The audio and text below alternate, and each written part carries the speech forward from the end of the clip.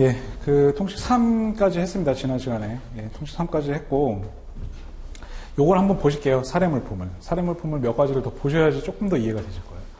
통식 3의 소매형 세트를 얘기를 할 때, 통식 3을 적용할 수 있는 세트하고 할 수 없는 세트가 있겠죠. 왜냐면, 통칙 3의 나를 적용할 수 있는 소명 세트는 아까 다특제라는 세 가지를 충족을 해야 되잖아요. 그렇죠? 서로 다른 호로 구성이 돼 있어요. 서로 다른 호로 분류될 수 있는 이런 물품들, 그렇죠? 따로따로 제시되면 다 다른 호잖아요. 그렇죠? 그런 걸로 구성이 돼 있어야 되고, 특정한 목적, 제도 목적, 스파게티 목적, 면도 목적이라는 특정한 목적을 같이 수행하기 위해서 구성이 돼 있어야 되고, 그 다음에 마지막으로 재포장하지 않고 바로 소비자한테 바로 판매할 수 있는 상태. 그 상태 세 가지를 충족을 해야 통칙 3의 나에서 말하는 소매형 세트가 되는 거죠. 그런데 그렇지 않은 소매형 세트를 보겠습니다. 예를 들어서 맨 첫 번째 있는 세트를 통칙 3의 나에서 말하는 소매형 세트라고 할 수 있을까요? 맨 첫 번째 있는 세트? 고개 흔드셨는데 혹시 말씀해 주실 수 있을까요? 통칙 3의 나에서 말하는 세트가 아니라고 하셨잖아요. 왜 아닌지? 그렇죠. 맞습니다. 정확하게 말씀하셨어요. 서로 상이한 호에 구성되는, 서로 상이한 호에 분류되는 물품끼리 구성이 돼 있어야 되잖아요. 최소한 2개 이상은. 근데 다 똑같은 스푼이잖아요. 그렇죠? 다 똑같은 스푼. 그렇죠? 그러니까 다 동일한 호겠죠. 따로따로 제시돼도 다 동일한 호겠죠. 그렇죠? 저거는 본질적인 특성을 따질 이유가 있을까요, 저거를? 본질적 특성 따질 이유가 전혀 없잖아요. 저건 그냥 스푼이죠, 뭐. 그렇죠? 그래서 저런 세트는 통칙 3의 나를 적용하는 소명 세트가 아닌 거예요. 그렇죠? 다특제에서 다를 충족하지 않죠. 그렇죠? 두 번째를 보겠습니다. 두 번째. 과실 통조림하고 과실 잼이 있습니다. 과실 통조림하고 과실 잼. 예. 요것도 통칙 3의 나를 적용하지 않는 세트라고 제가 얘기를 하고 있네요. 그렇죠? 왜 그렇죠, 이거는? 상이한 호로 구성이 돼 있잖아요. 2008, 2007. 왜 그렇죠? 뭐를 다특제 중에 3개 중에 뭐를 충족을 안 할까요, 이거는? 그쵸? 특을 충족을 안 해요, 그쵸, 이거는. 예. 특이 뭐였죠? 특정한 어떤 목적을 위해서 같이 구성이 돼 있어요. 얘네들, 통조림하고 잼하고 같이 특별히 어떤 목적을 수행하기 위해서 구성된 게 아니에요, 이거는. 그냥 선물용 세트로 같이 구성한 것 뿐이에요, 그쵸? 얘네 둘이 통조림하고 잼을 과실 통조림 그냥 과실 상태로 들어있겠죠. 그 상태랑 잼이랑 해서 뭔가를 어떤 특정한 물품을 만들 목적이라고 명확하지 않아요, 이거는. 그렇죠? 그래서 이거는 통칙 3의 나에서 말하는 그런 소명 세트가 아닌 거죠. 그렇죠? 자, 이거는 사실 내용이 약간 다르긴 합니다, 이게. 근데 제가 위스키하고 와인하고 유리컵으로 분류가 되어 있습니다. 그렇죠? 위스키랑 와인이랑 유리컵. 이렇게 분류가 되어 있어요. 이것도 이제 통칙 3 나를 적용하지 않는 세트라고 하는데 왜 그럴까요, 이거는? 제가 이거를 사실은 지난 시간에는 이거를 이렇게 말씀드렸어요. 그러니까 이해를 돕기 위해서 그냥 이렇게 말씀드려요. 이게 어떤 특정 목적을 위해서 구성된 거로 볼 수 있나요? 와인하고 위스키랑 구성되어 있는 게? 애매합니다. 그렇죠? 술 마시기 위한 용도 그렇게 볼 수도 있어요. 그렇죠? 예. 결국에 우리의 주목적은 술 먹는 거잖아요. 우리의 주목적은 알코올 섭취가 주목적. 그렇죠? 그렇게 볼 수도 있어요. 그렇죠? 이거는 어떤 거냐면은 제가 여기 앞에 보시면은 제가 설명 안 하고 넘어온 게 있어요. 뭐냐면 자, 여기 이런 내용이 있습니다.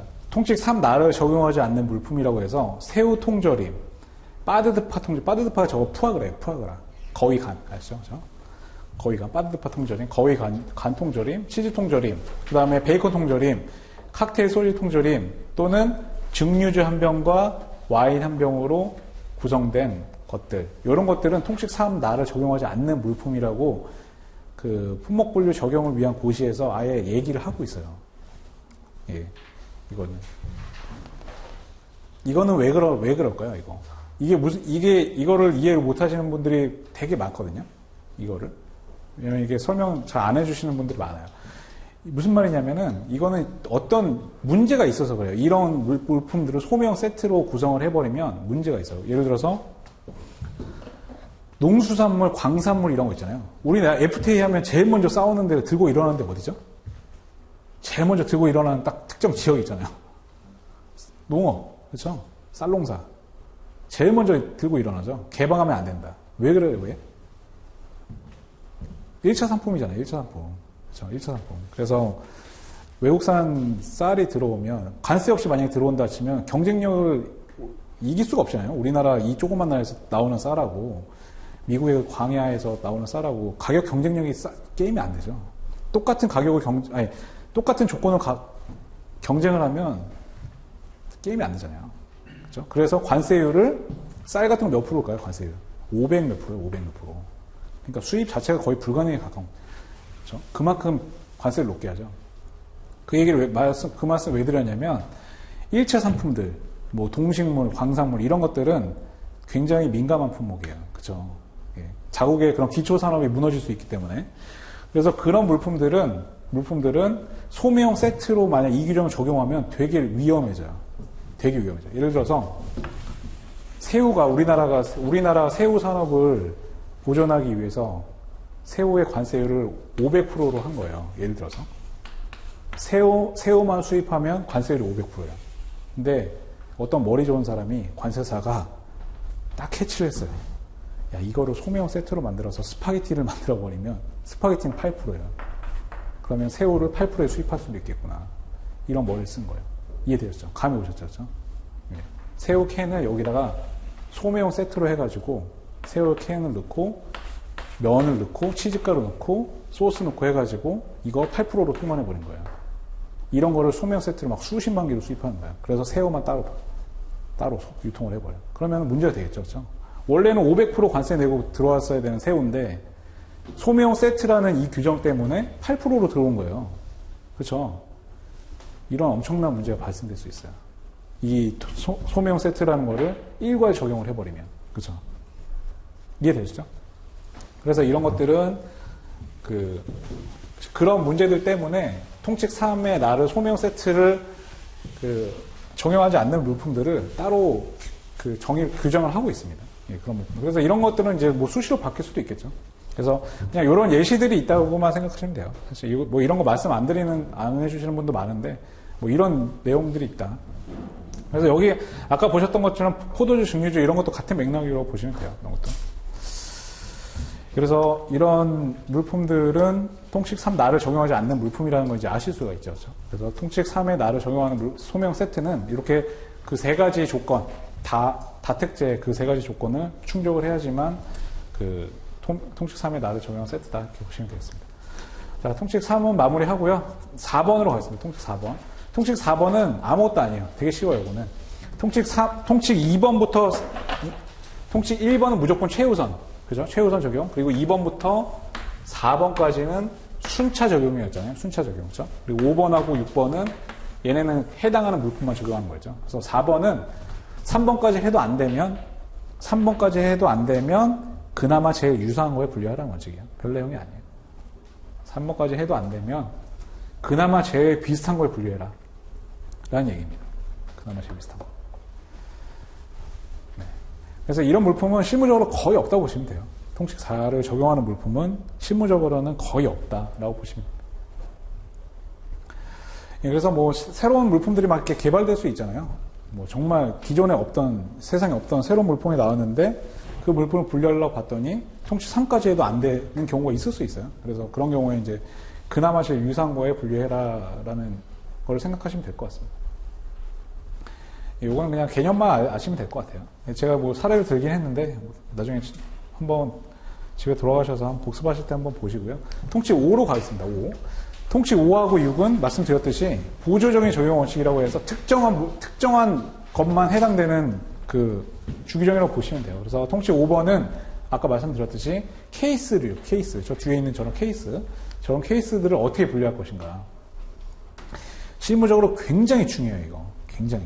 예, 수입하는 무역하는 회사에 재직하시는 분들이 어떤 물품을 용기류에 담아서 수입을 하는데 용기류는 어떻게, 이거를 뭐 과세 가격에 포함을 시켜요? 말아요? 이거는 품목 분류 어떻게 해요? 엄청나게 많이 물어봅니다, 그거. 예. 그래서 용기류에 대해서 잘 아셔야 돼요. 이 관세평가라는 관세사 2차 과목 중에 관세평가 있죠? 거기서도 이 용기류의 관세평가에 대해서 많이 다룹니다. 예.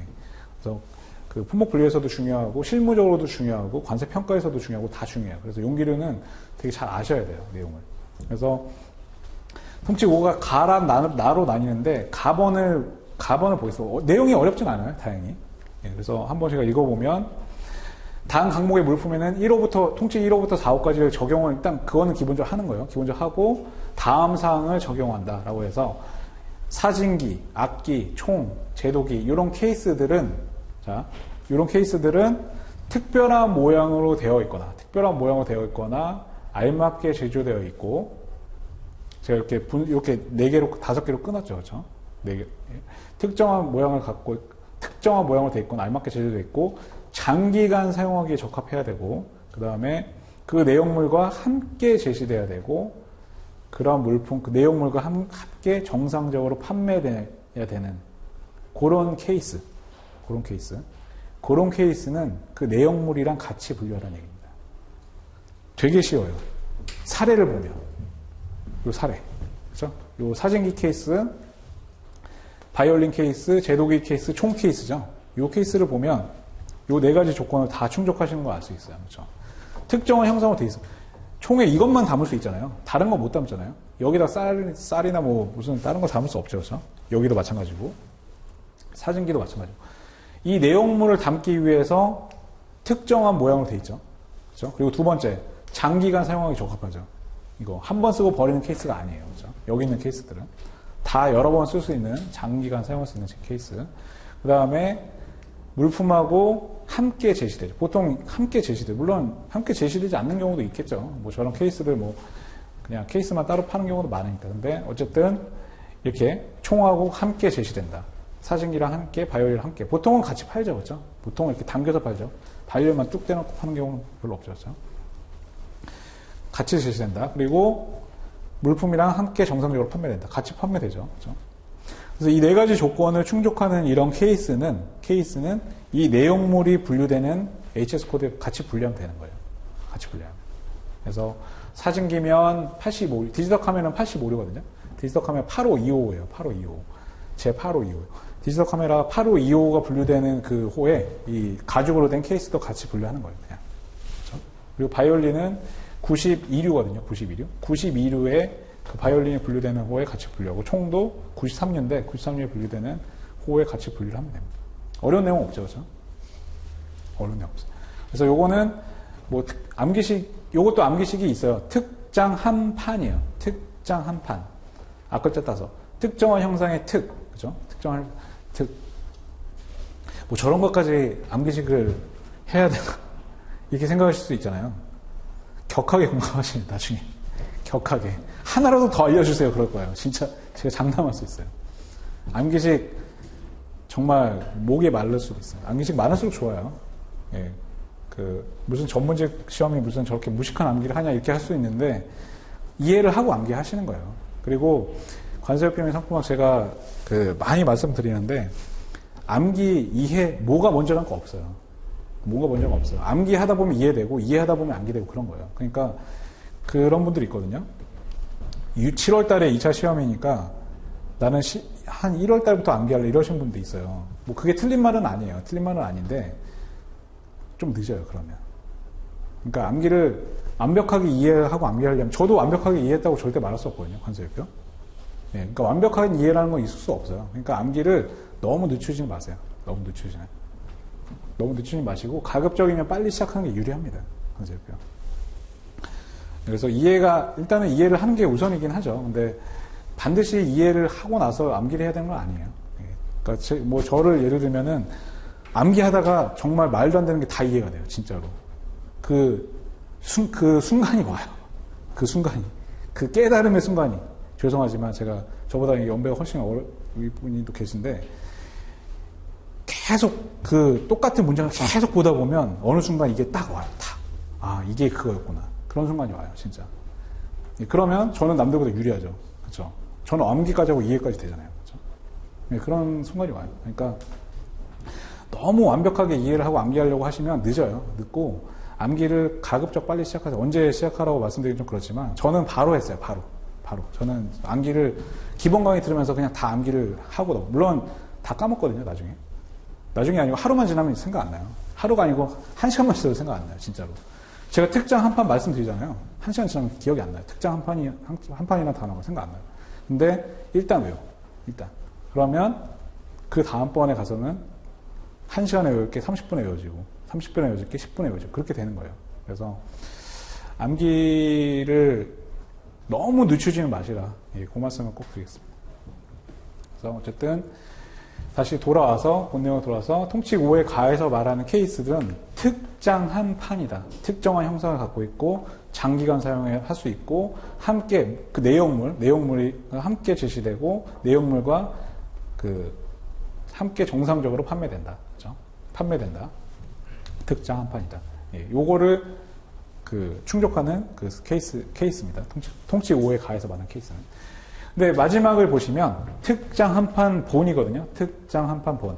자, 본은 뭐냐면 전체로 보았을 때 용기가 본질적인 특성을 부여하지 않아야 돼요. 이게 무슨 얘기냐면 사례를 보겠습니다.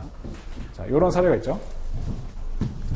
자, 아이폰인데 핸드폰 케이스예요. 핸드폰 케이스인데 자, 4가지를 다 충족을 해요. 이 핸드폰의 모양에 맞게 돼 있죠. 그렇죠? 특정한 모양이 돼 있어요. 그 다음에 장기간 사용할 수 있죠. 핸드폰 케이스. 그 다음에 함께 제시돼요. 예를 들어서 이 핸드폰하고 같이 제시됐다고 칠게요, 제가. 같이 제시되고 같이 판매되는 케이스예요. 핸드폰 팔 때 특정 케이스, 특화된 그 케이스까지 같이 판다고 생각할게요. 그 케이스. 그러면 이 핸드폰에 분류하는 게 맞잖아요. 그렇죠? 통칙 5의 가해 이거에서 이 핸드폰이 제가 85175라고 말씀드렸죠, 아까. 85175에 이 케이스도 같이 분류하면 되는 거잖아요. 그런데 전체를 봤을 때 용기 또는 케이스가 더 중요한 거에 있을 수 있어요. 케이스 자체가 더 중요한 거에 있을 수 있어요. 이런 거 가끔 인터넷에 나오잖아요. 황당한 거죠. 핸드폰 케이스가 뭐 1억 원짜리네. 그렇죠? 핸드폰 케이스가 뭐 다이아몬드로 됐네. 뭐 금으로 됐네. 막 그런 거 가끔 기사 나오잖아요. 그렇죠? 그러면 이 케이스를 핸드폰으로 분류할까요? 다 금으로 됐는데. 그러니까 핸드폰이 있고 핸드폰이 100만 원짜리 핸드폰에 1억 원짜리 금으로 만든 케이스가 같이 수입이 되면 이거를 금으로 분류할 거냐, 핸드폰으로 분류할 거냐. 금으로 분류할 거냐, 핸드폰으로 분류할 거냐. 이건 금으로 분류하는 게 맞는 거예요. 가격이 10배, 100배잖아요. 100배. 그렇죠? 100배. 이 케이스는. 그럼 핸드폰 따로 분류해야죠. 따로. 그렇죠? 따로. 이해되시죠? 예. 케이스가 전체 물품의 본질적인 특성을 부여한다. 본질적인 특성을 부여한다고 하면 케이스는 따로. 그렇죠? 케이스는 따로 분류를 하셔야 된다는 얘기. 이해되셨죠? 예.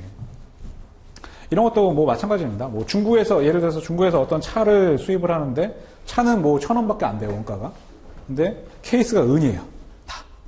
그럼 이제 케이스를 차로 분류하면 안 되겠죠. 그렇죠? 케이스가 은인데 이게 막 수십만 원인데 차는 1,000원밖에 안 되는 거고. 그렇죠? 그러면 케이스가 중요하니까 케이스는 따로 분류해요, 따로. 이런 것도 마찬가지예요. 술이 담겨 있는데 케이스가 막 골동품이에요. 막 수십억짜리. 그러면 저거는 골동품을 분류해요. 저걸 술로 분류하는 사람 아무도 없겠죠. 그렇죠? 골동품이 97류에 맨 마지막 류에 분류되거든요. 그 류에 분류를 해야지. 이거 케이스라고 해서, 그렇죠? 케이스라고 해서 이거를 술로 분류했다. 그러면 뭐 틀린 거죠. 그렇죠? 예. 통칙 5는 가는 별로 어렵지 않는 거를 이제 아실 수가 있었고요. 통칙 5 나로 가겠습니다.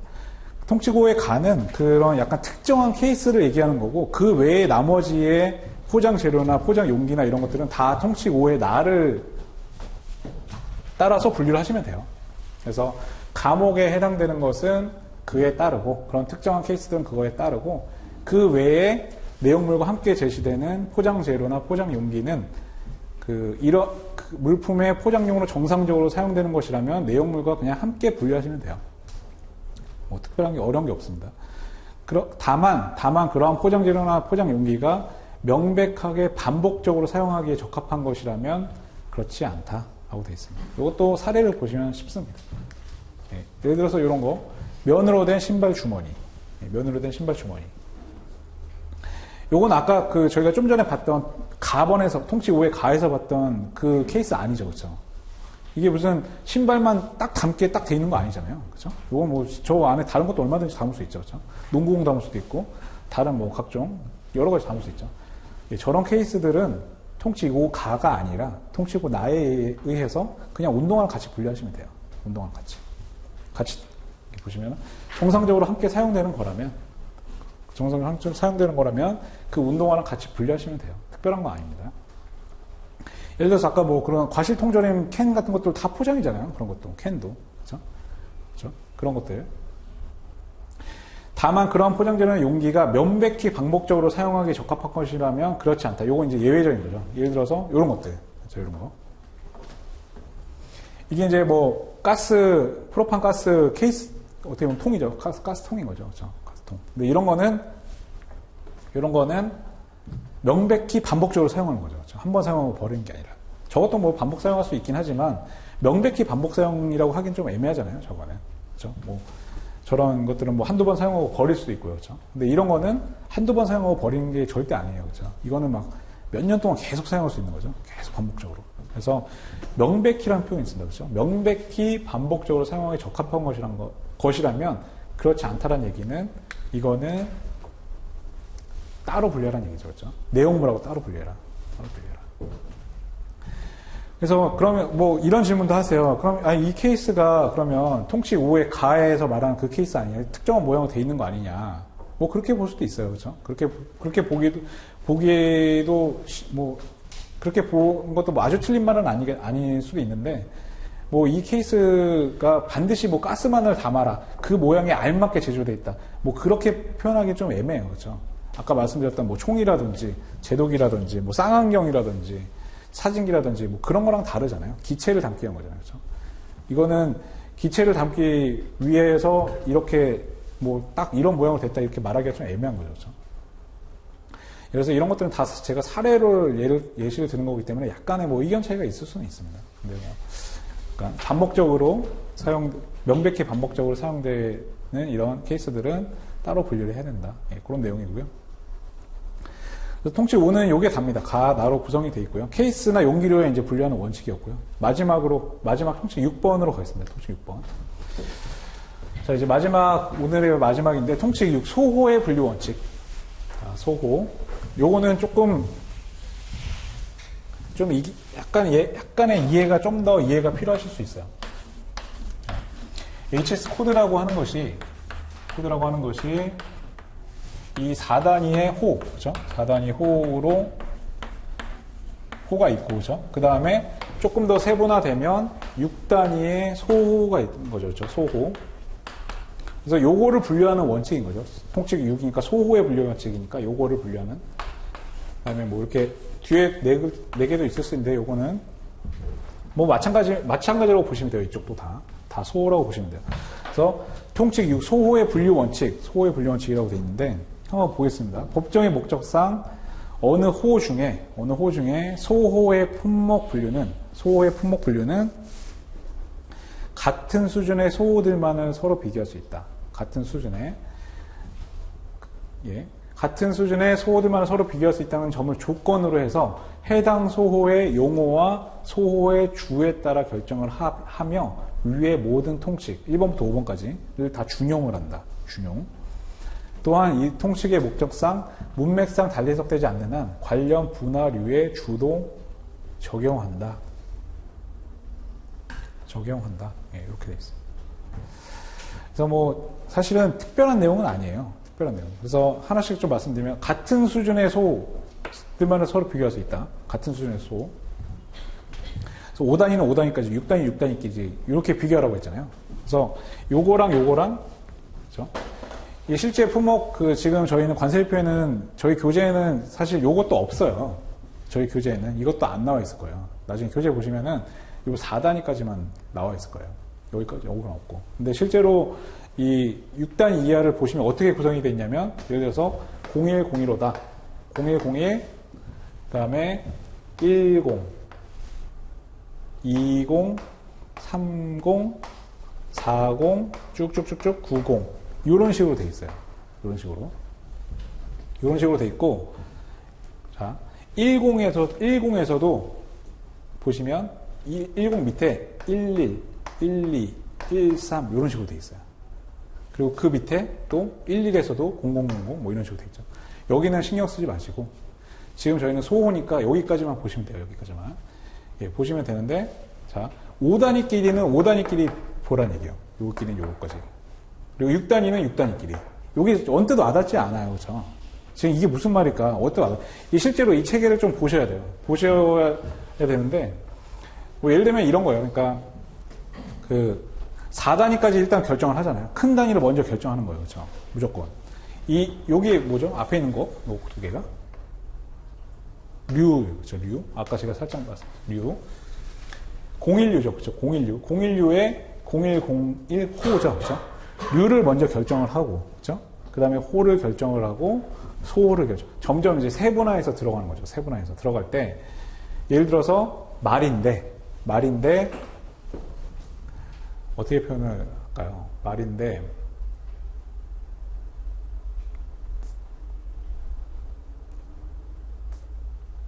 제가 사례가 어떻게 딱히 기억나는 사례는 없는데, 말이고, 5단위, 이 5단위에서 그 5단위끼리만 비교를 해라. 5단위끼리만.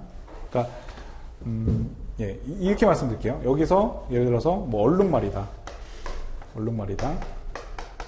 그리고, 뭐 얼룩말이 아닌, 뭐, 다른, 뭐, 예, 뭐, 당나귀다. 예를 들어서. 예. 당나귀다. 그러면, 이 안에, 얼룩말 안에, 뭐, 10 안에 11이 있잖아요. 11이 있고 또 12가 있고 13이 있잖아요. 그래서 비교를 할 때 어디에 분류할 것인지 비교를 할 때 이거하고 요거하고 비교하지 말라는 얘기예요. 그렇죠? 요거하고 비교하면 안 된다는 얘기예요. 115하고 205하고 비교를 해서 판단을 하면 안 된다는 얘기예요. 네. 비교를 할 때는 같은 수준. 요거랑 이렇게 비교를 하라는 얘기예요. 요거랑 비교해서 이건지 결정을 하고 그 다음에 이걸 들어가라는 얘기예요. 특별한 내용이 아니에요, 이게.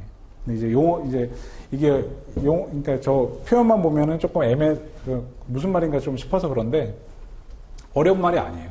실제로 품목분류를 할 때 보면 4단위까지 결정을 하고 10, 그 다음에 20, 30, 40, 90 여기에서 어디에 분류되는지를 먼저 결정하는 거예요. 같은 수준끼리 비교를 해가지고. 그래서 10인지 20인지 30인지 40인지 요거를 먼저 결정을 한 다음에 5단위끼리 비교한 거죠. 그렇죠?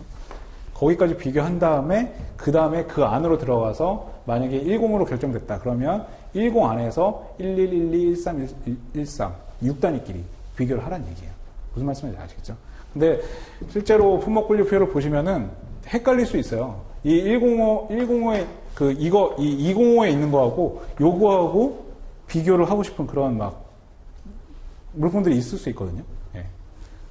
그렇게 하면 이제 품목분류 잘못한다는 얘기예요. 그래서 같은 수준끼리 비교해야 된다.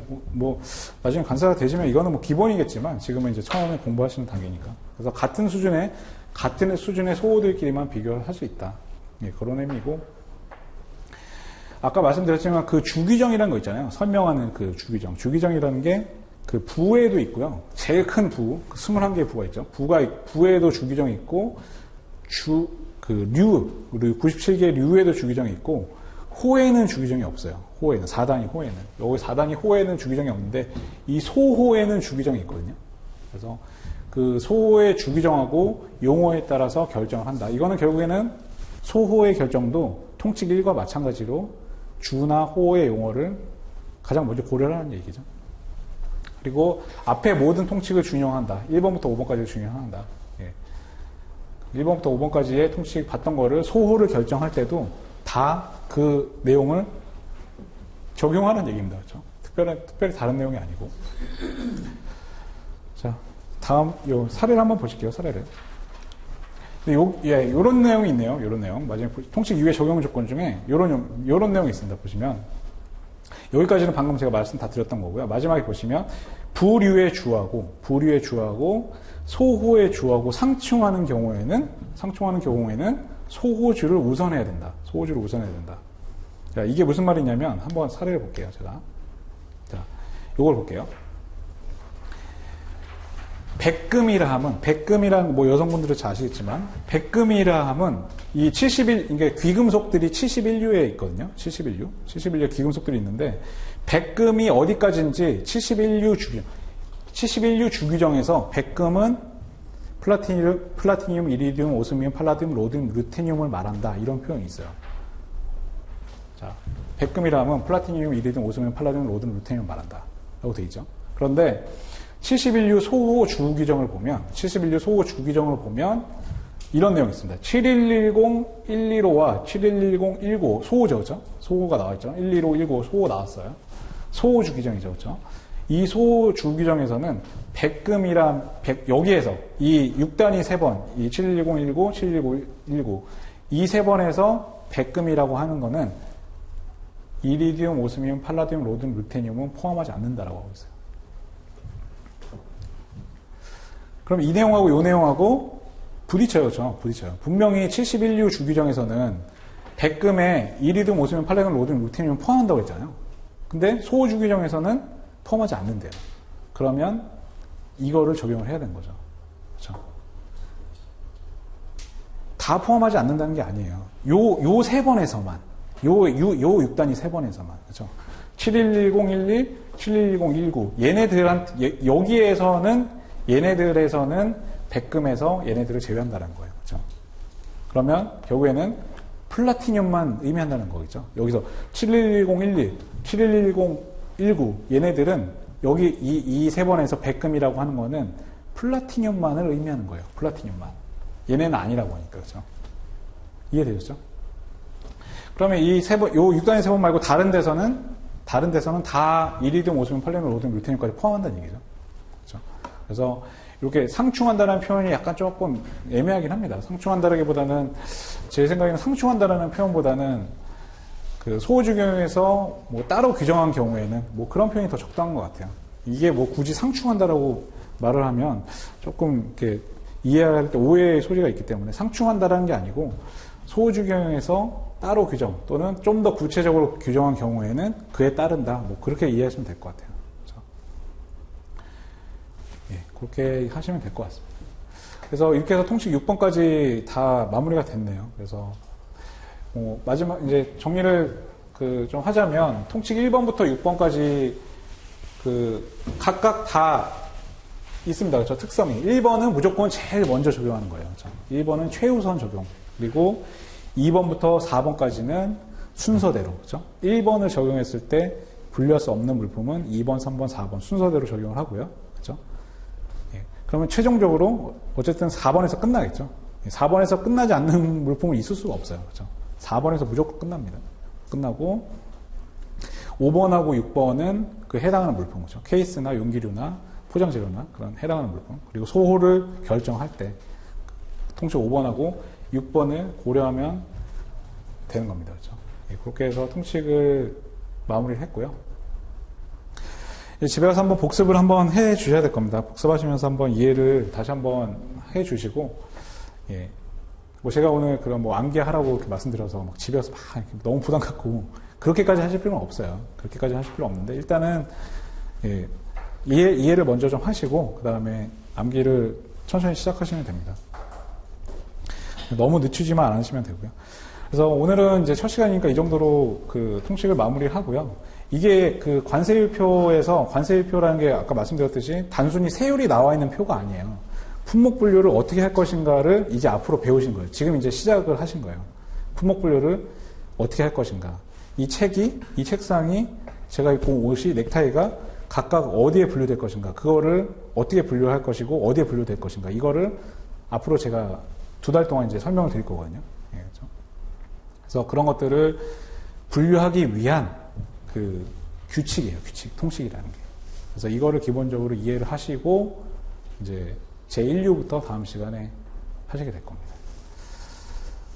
예, 그래서 첫 번째 시간이 끝났는데 어떠세요? 재밌으실 것 같으신가요? 느낌이? 제가 관세표 진짜 제가 드리고 싶은 말씀이 관세표는 재미없다고 느끼면 진짜 힘들어요. 정말로. 이거 제가 책을 보시고 싶으신 분은 제가 보여드릴 수 있는데 정말 진짜 전화번호부에 버금가는 수준이거든요. 이 책의 내용이나 구성이. 그래서 이거를 암기를 다 하셔야 돼요. 암기를 하시는데 재미없으면은 진짜 힘들어요. 관세음표현 상품화. 그러니까 뭐 정말 그 암기 정말 싫어하시는 분도 있잖아요. 정말 싫어하시는 분은 되게 힘들어요. 솔직히 말씀드리면. 관세음표현 상품화 힘들어요. 암기를 너무 싫어하시면. 예, 좀 힘들고. 근데 관세음표현 상품화만 그런 게 아니에요. 어쨌든 관세사 2차는 다 서술을 하는 거잖아요. 다 서술. 이것만 서술하는 게 아니라 관세법도 다 서술하셔야 되고 무역실무도 서술하셔야 되고 그래서 어차피 다 외우셔야 돼요. 다. 무역실무는 이거보다 양이 더 많아요. 나중에 보시면 아시겠지만 무역실무는 책이 3권이죠. 3권. 그죠? 그 3권. 그죠? 무역실무 1, 2 하고 대외무역법이랑 외국환 거래법까지 3가지를 다 하셔야 되죠. 그래서 이제 무역실무나 관세법이나 관세평가 이 3과목은 약간 이해를 수반으로 하고 약간 로직도 있고요. 논리적인 면도 많고 한데 관세법인 상품학은 이해가 있긴 하지만 그렇게 논리적인 과목은 아니거든요. 물론 논리가 있긴 하죠. 이런 게 다 논리죠. 상품업을 하는 논리인데 그렇게 많지는 않아요. 그렇게까지. 그래서 제일 쉽다고 제가 말씀드린 거예요. 제일 쉽다고. 예, 제일 쉽다고. 처음에는 어렵지만 점점 쉬워져야 되는 과목이에요. 예, 점점 쉬워져야 되는 과목. 그래서 그 시점이 최소한 6개월은 지나셔야 돼요. 6개월. 최소한 6개월. 기본 강의 다 듣고, 심화 이론 다 듣고, 본격적으로 암기 시작, 그때 정도는 되셔야지 조금 감이 오고, 할만하다라고 느끼지. 그 전까지는 막막하실 수밖에 없어요. 그게 본인만의 느끼는 감정이 아니라는 거를 꼭 아셨으면 좋겠고요. 절대 뭐 어렵게 생각하실 필요 없습니다. 다 하실 수 있고. 저도 말씀드리면 저도 이제 그 딱 1년 공부했거든요. 2차. 딱 1년 공부해서 관세법인 상품학을 저는 좀 처음에 잡았어요. 처음에. 그러니까 내 과목의 비중이 약간씩 다를 수 있잖아요. 근데 처음에 이 관세법인 상품은 너무 부담스러워가지고 처음에 좀 비중을 많이 두고 했어요. 그래서 그런지 모르겠지만 저도 이제 5월, 그죠? 그 1차 끝나고 공부를 시작해가지고 1월 달에 모의고사 볼 때 관세법인 상품학은 항상 제일 위에 있었어요. 등수가. 항상. 제일 위에. 예, 그러니까 그게 뭐 제가 뭐 속이는 게 아니에요. 절대 속이는 게. 제가 뭐 4년, 5년 공부하고 1년 공부하면 절대 그게 아니거든요. 제 양심에 손을 얹고. 예, 정말로 그 1차 시험 끝나고 시작해서 1월 달에 시험 볼 때 최상위권에 있었어요. 예, 그러니까 열심히 하시면 다 1년 안에 하실 수 있어요. 2차 과목을. 예, 다 하실 수 있으니까 예, 너무 어렵게 생각하지 마셨으면 좋겠습니다. 예, 혹시 뭐 질문 있으신가요? 첫 시간인데. 제가 진도를 앞으로도 되게 빨리 나갈 거예요. 그 97개 류를 16시간 안에 끝내려면 하루에 평균적으로 8개씩 나갈 거예요. 8개. 97개 류잖아요. 그러니까 16시간으로 나누면은 오늘 하루 빠지니까 15번으로 나누면 한 7개 정도 나가야 된다는 얘기거든요. 근데 7개씩 나가면 늦어요. 진도가. 왜냐면 한 개의 류가 엄청 큰 류가 있거든요. 엄청 큰 게. 그래서 7개씩 나가면 늦고 작은 것들은 막 8개, 10개씩도 나갈 거예요. 하루에. 그래서 되게 빨리 나갈 거고 뭐 쓸데없는 소리 같은 건 잘 안 할 거고요. 예. 그래서 혹시 질문이 있으시거나 궁금한 게 있으신 분은 예. 네. 예. 85류. 예. 거기에 대해서 막 예. 과학적인 지식이 같은 거 궁금한데 예. 시험에 나오는 관세율표에 있는 내용만 나오죠. 물론 이제 해설서에 있는 내용, 예를 들면 뭐 발광 다이오드다, LED다. 그러면 재작년 기출문제가 LED에 대해서, LED의 정의를 쓰는 문제가 나왔거든요. 근데 LED의 그 정의가 관세율표에는 없어요. 관세율표에는 없고, 아까 말씀드렸던 그 해설서 있잖아요. 그 해설서에 그 내용이 있거든요. 근데 그런 문제는 그냥 점수를 떨어뜨리기 위한 문제라고 생각하시면 돼요. 그런 거는 나만 못 쓰는 게 아니라 다른 사람들도 다 못 쓴다고 생각하시면 돼요. 그런 거. 근데 제가 이 7, 8월에 강의하는 그 관세율표에 있는 이 내용, 요 내용은 다 써주셔야죠. 이런 것들을. 이 내용도 상당히 많기 때문에. 이 내용은. 그래서 나중에 이제 보시면은 막 화학 제품도 나오고, 뭐 기계류라든지, 뭐 이런 것들은 굉장히 전문적이에요. 섬유도 마찬가지고. 그래서 모든 강사분들이 다 마찬가지지만, 저는 이제 섬유공학을 전공했기 때문에 11부는 정말 남들보다 제가 잘할 자신 있거든요. 근데 만약에 제가 전자공학이나 전기공학 전공하지 않았잖아요. 화학 전공도 아니에요. 그래서 그쪽 내용들은 수업 목적에 맞게 이거를 암기할 수 있고 이해할 수 있는 기본적인 방법만 가르쳐 드리지 제가 막 엄청 자세하게 할 시간도 없어요.